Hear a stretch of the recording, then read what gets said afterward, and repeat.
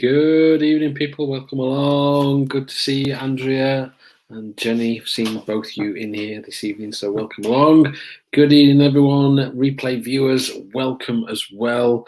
Stick with it if you can bear it.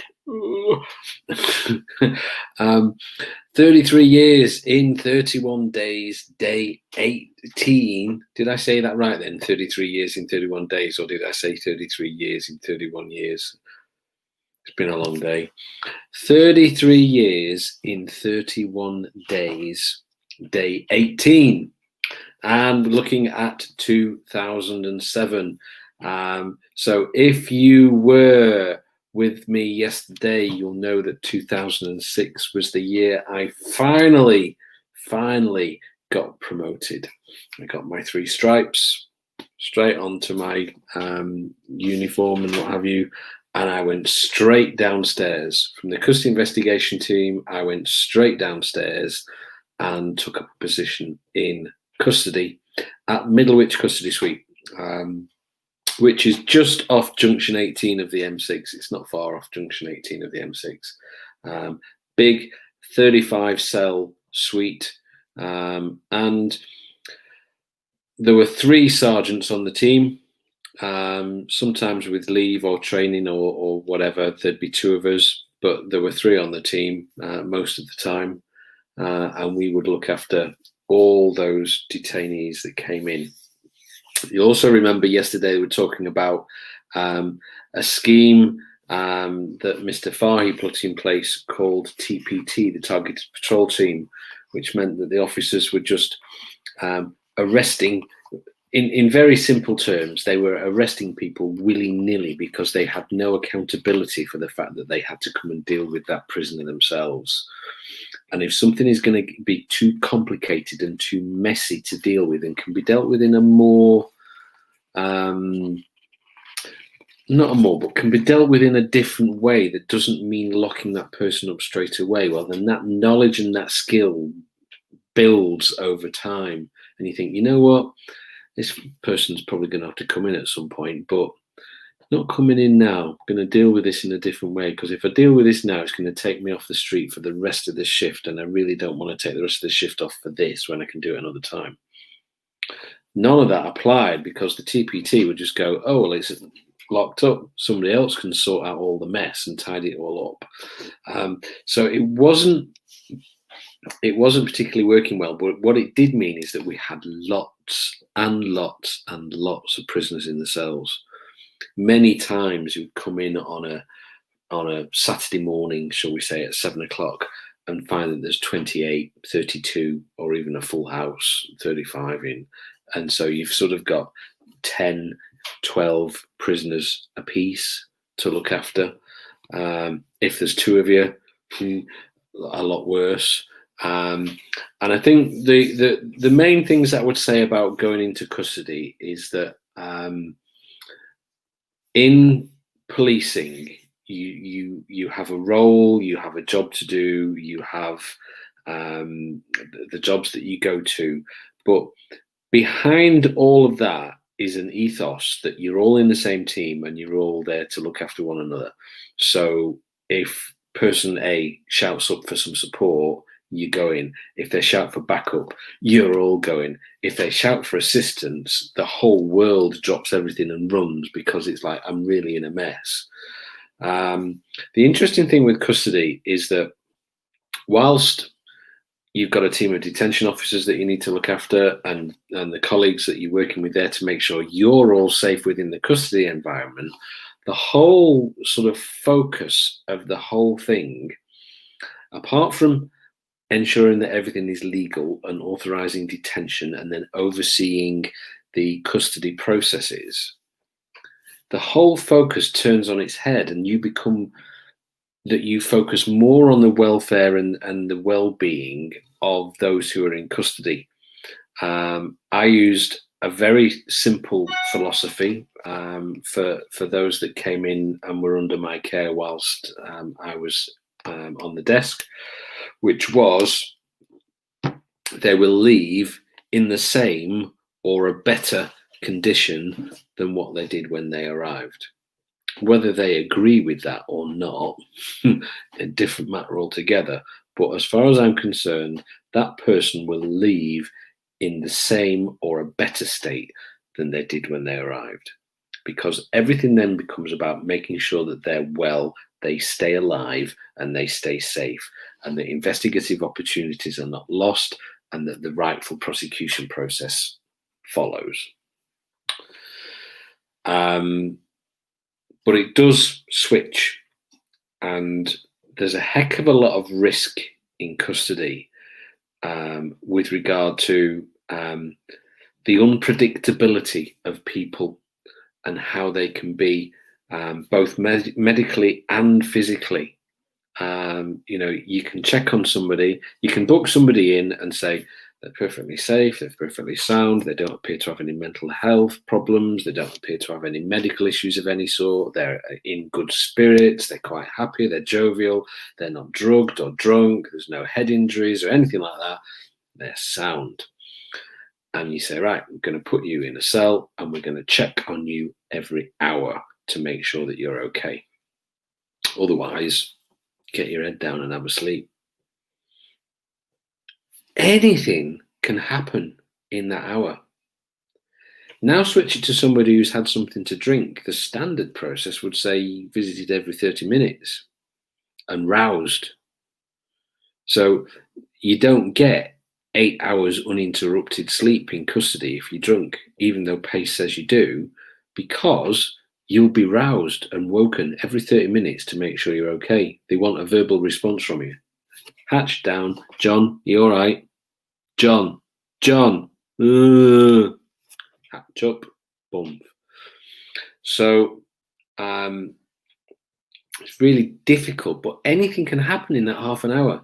Somebody can be sick, choke on their own vomit, and suddenly the whole world and his wife are coming down to close custody and investigate you for potential unlawful killing of somebody. And everything that then goes across the media about deaths in custody and da-di-da-di-da. I think it would be fair to say, without going into masses and masses of boring detail, which I could neither recall nor get accurately correct, is that as far as I'm aware, the number of deaths in custody in Cheshire Police is very, very low. I was very fortunate. I think that the custody sergeants and the detention officers in Cheshire do a superb job. I've got a great deal of respect for the people that do that job, but I think that the rate is very, very low. We've been very lucky not to have any more than we have. But that is in no small part also down to the skill of the staff that work within those 3 suites. And I would also say that there were a couple during my time in custody. But I would also add that, just from a personal perspective, that none of them were booked in by me or had any or I ever had any responsibility towards them. It was always other sergeants that were unfortunate enough to be involved in something like that. So I felt as though I was quite lucky in those regards, because you only need to look at social media and see the stories and comments by officers when firearms officers are involved in a shooting, and then the investigation that goes on. And so the same for a death in custody.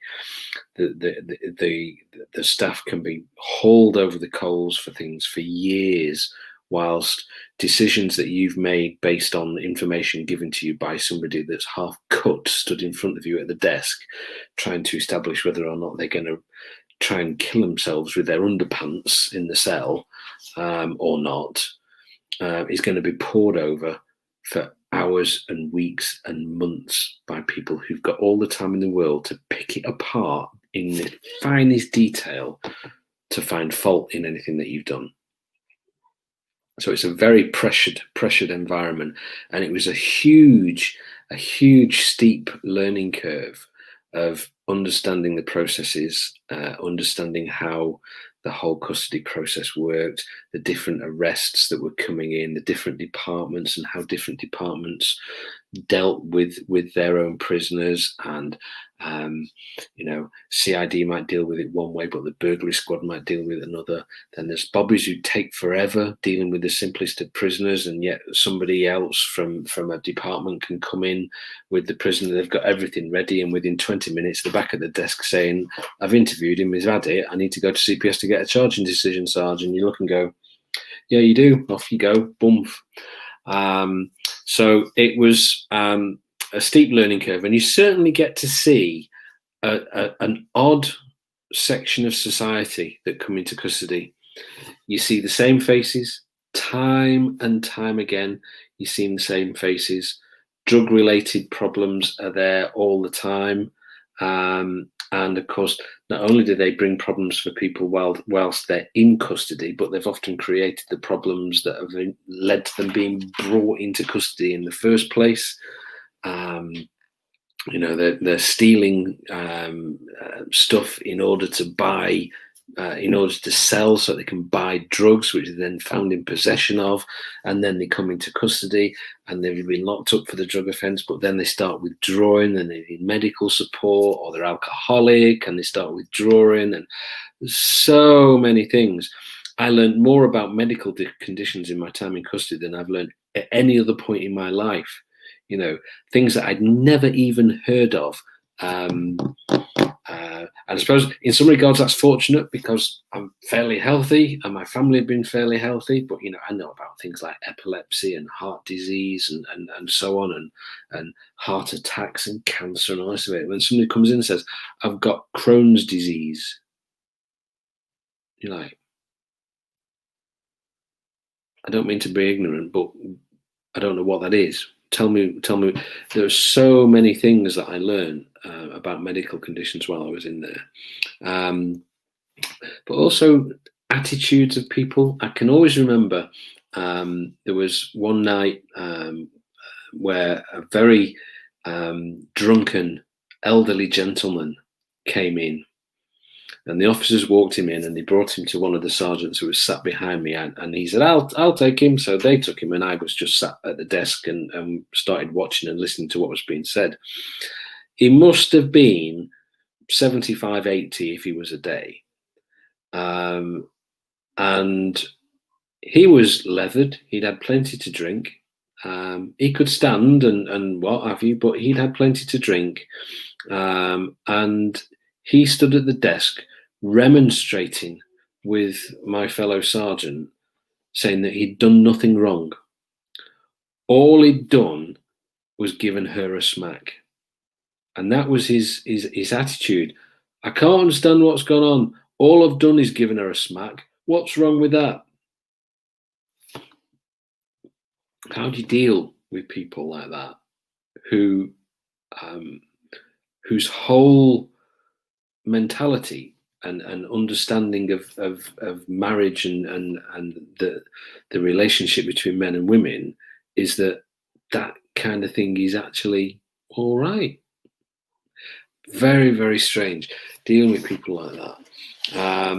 But as I said, there's also real difficulties that come with defining the risks that people present.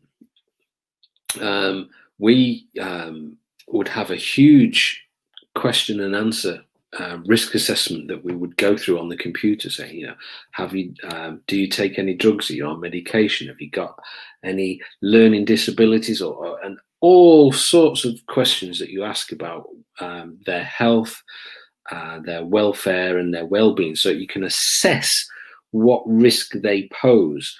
Are they going to try and kill themselves? Are they going to be in need of medication that they've not got with them? And where is it? And when can we get it? And what are the consequences if we don't get it and they don't take it? Will they be all right and they just take it when they get out? Or are we at a life and death situation because, what will it be? So there's a lot of difficult decisions to be made. But sometimes it's also establishing the difference between what is a genuine risk and what somebody's just telling you because they deliberately want to be bloody awkward. There are occasions where people are brought into custody. They've been fighting and swearing and shouting and quite animated on the street. They get in the back of the van, they're cuffed, they're still animated and shouting, they shout and swear all the way there. And you think, general rule of thumb, if they're making a load of noise, they're pretty all right. If they're not making any noise, it's like, one of the things that happens with a collision, if you get to a collision and someone's shouting and moaning, going, oh, it hurts, it's like, well, you don't go to them first, you go to the one that's quiet. Because the one that's quiet is the one that's potentially, already gone or close to it. So, but they're making lots of noise and they're quite animated, and they get to custody and suddenly they collapse on the floor and start frothing at the mouth. You say, Sarge, he's on the floor, he's having some sort of seizure, I don't know what's going on, we need an ambulance, and all the rest of it. And everybody goes running out and we get on the phone for an ambulance and all the rest of it. And sometimes they've just had a seizure. The stress and levels and things have all got on top, and they've got a condition that's brought it all on, and they've just gone pop. Other times, it's a complete and utter show. It's a delaying tactic. It's a means of thinking maybe if I present as really sick and unhealthy, they'll just not authorize my detention and they'll let me go. Incredible the lengths that some people will go to fake things. It was I was only talking about this today with one of the people that I was doing some work with today, that we had embedded nurses within the custody suite that worked with us all the time, and they would medically assess the prisoners when they came in if they asked us to be seen or if we wanted them to be seen, and vice versa. And you'd often get somebody who's been quite vocal and been maybe had a foot chase and been chased off somewhere, and the cops have had to run after them and chase them and catch them, and they've caught them and cuffed them, and they've had a bit of a tussle and got them in the back of the van, and they've been quite athletic and quite capable of doing all this kind of stuff. And then you get them to the desk and they say, right, Sarge, this person's been arrested on suspicion of theft of motor vehicle, but is also blown positive on a breathalyzer, so we want to put him through the drink drive procedure. Okay, very good. Start going through the risk assessment. Oh, I've got a terrible asthma and I've got shocking, chest condition, and I don't think I'll be able to blow on that machine. And they put their head down on the desk and they start wheezing and putting on this great show that they'll just, to try and convince me that they're just never going to get on the breathalyzer. That's just not going to happen. We're just never going to get a breath sample out of them, because they think, if I don't blow in the machine and blow over, they can't do anything about it. Wrong, we'll take blood. But then we get, I'm frightened of needles, I can't have needles put in me. So many people with genuine reasons that would be quite legitimate, but so many other people just piggyback onto it as a means to try and avoid prosecution. I always remember this, and this is what I was talking about today. I always remember a chap who came in and he had his head on the desk and he was wheezing and I can barely breathe, Sarge. I'll never be able to blow on the machine. I've always been like this all my life. You think, bloody hell, what on earth are we going to do with this fella? The nurse comes out, hears all the noise and what have you, and she comes out, she stood watching him and watching his body language and reading what he's doing. And then she comes alongside him, she stands next to him at the desk and she says, you don't sound well at all, do you? She says, put this on your finger. And she puts the thing on his finger and then she goes, She says, you're 100% oxygenated at the moment. She said, you ain't struggling to breathe at all.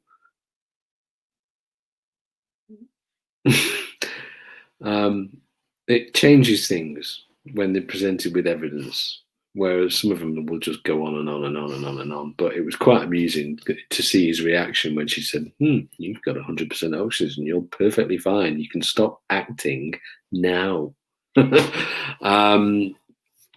But there we go. Custody, steep learning curve, lots going on. The very interesting thing really with 2007 is that I rolled into this job in October 2006. I got promoted and I learned the custody process on the job. The other sergeants were with me. I was shadowed for a short while, and then the other sergeants were just there all the time. I always remember years back that the custody sergeant we were all at Manchester in the early days were always on their own, always. On the section blocks, we had 3 sergeants. 2 would be out. 1 would be out covering the streets. 1 would be in the office looking at the paperwork and doing stuff for paperwork and all the rest of it. And the other one was the custody sergeant. Sometimes they would rotate. Sometimes one of them would just actually like doing custody and couldn't be bothered going out, so the other 2 would do the outside work. Fine, whatever worked for them. But I can always remember a young sergeant who rotated into custody, and I turned into custody on his first shift in custody, and I brought in a prisoner from, I was on traffic, I think I brought a drink driver in or something, and he was white. The pressure of making all those decisions and managing all those people in custody and trying to keep on top of it all, just overwhelming. The beauty of the larger suites was that there was always another sergeant there, someone that you could turn to and say, have you seen this? What do you think about that? There was always somebody there, not somebody at another custody suite on the end of the phone, but there, sat next to you. So it was a great learning environment.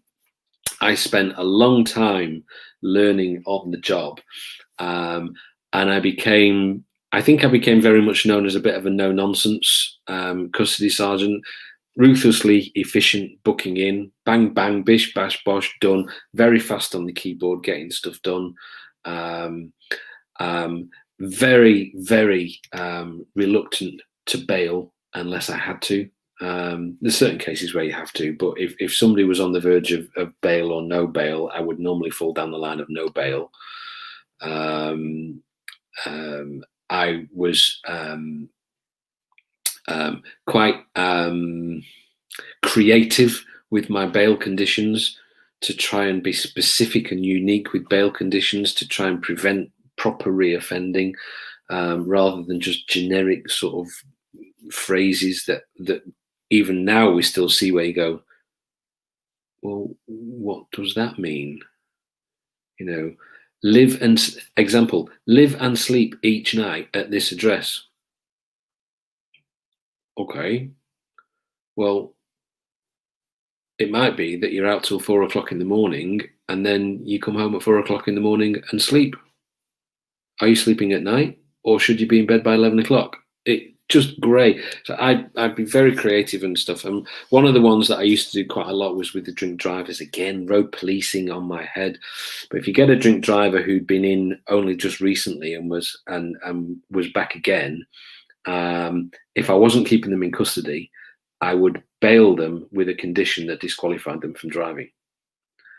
So say your bail condition is that you are now disqualified from driving until your appearance at court. And if the court don't disqualify you, so be it. But between now and then, you're not driving. And if you do, you get locked up for breach of bail and put before the court. So lots of things around that. And I think the other thing that's very easy in custody is if there's a decision to be made, but you can push that decision to somebody else, like the CPS, well then it's very easy to do. It's much harder to make the decisions yourself where you're legally and lawfully entitled to do so. Either I'm not taking any further action on this and these are the reasons why, click, click, click, click, click, click, click, bang, gone.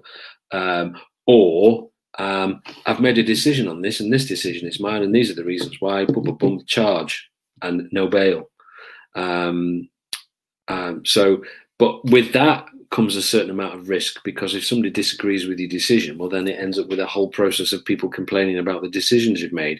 And we'll talk about one of those tomorrow for 2008. But really interesting time. I learned the whole process on the job. And at the end of 2007, I got a message from the inspector and said, we need to send you on a custody course. Pardon? They wanted to send me on a 3-week custody course. The custody course was hosted by Lancashire Constabulary, and it was residential, Monday to Friday, home at the weekend, back to Hutton Hall in Lancashire for another week, residential, home at the weekend, back to Hutton Hall for another week of training. As you can imagine, I've been a custody sergeant it was about December, so I'd been a custody sergeant for 14 months, and they wanted to send me on a course to teach me how to be a custody sergeant. I kicked back against it, as you can imagine. Oh no, I have to go. I have to go because I have to have an initial custody sergeant course. So I dug into our computer system and went through all the figures and looked at it all and went back to them and said, okay, since promotion in October 2006 and now, I have booked in, I forget the figure, but it was a high figure and in 4 figures.